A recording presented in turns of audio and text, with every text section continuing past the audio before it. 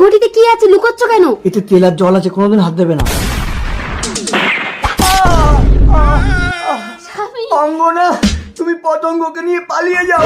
দাঁড়াও, পালাতে পারবে না, তোমাদের গেটে তালা বন্ধ করে দিয়েছি। আপনার পায়ে পড়ছি, দয়া করে আমাকে মারবেন না, তাহলে আমার এই মেয়েটা আর বাঁচবে না। আপনি যা চাইবেন আমি আপনাকে তাই দেবো। কথা দাও। আমার মেয়ের মাথায় হাত রেখে বলছি, আপনি যা চাইবেন আমি আপনাকে তাই দেবো। বলুন কি চাই? এখন আমি কিছু চাই না, সময় হলে আমি ঠিক চেয়ে নেব।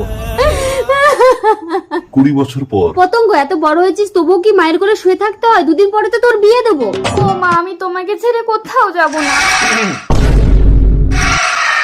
পতঙ্গ, ঘরে যা। প্রতাপ বাবু, আপনি? মনে আছে তাহলে? এত বছর পর আপনি এসেছেন, এই বয়সে আপনাকে দেওয়ার মতো শারীরিক সামর্থ্য আমার নেই। সেই জন্যই তো আমি তোমার মেয়েকে চাই। অসম্ভব, আপনি অন্য কিছু চান। ভুলে যেও না, মেয়ের মাথায় হাত রেখে কথা দিয়েছিলে যা চাইবো তাই দেবে। আমি বিয়ে করতে রাজি।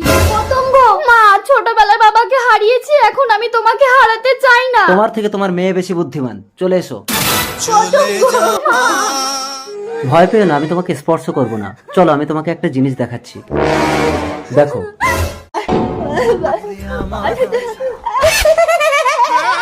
আমার একমাত্র ছেলে প্রলয় আজ থেকে 20 বছর আগে তোমার বাবা কালা জাদু করে আমার স্ত্রীকে মেরে ফেলেছে আর আমার ছেলেটাকে পাগল করে রেখেছে। তুমি যদি আমার ছেলেটাকে ভালো করে দিতে পারো তবেই তুমি মুক্তি পাবে।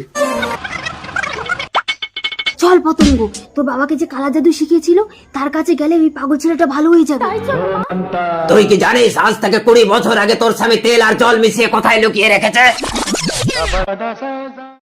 আরে ঘটিতে কি আছে, লুকোচ্ছ কেন? তেল আর জল আছে, কোনোদিন হাত দেবে না। কি ভাবছিস? সেই ঘটি খুঁজে যদি তেল আর জল আলাদা করতে পারিস তবেই এই পাগল ভালো হবে।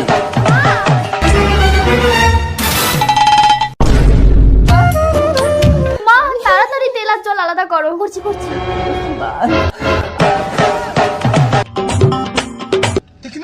তেল আর জল আলাদা হয়েছে। প্রলয়, আমার ছেলে।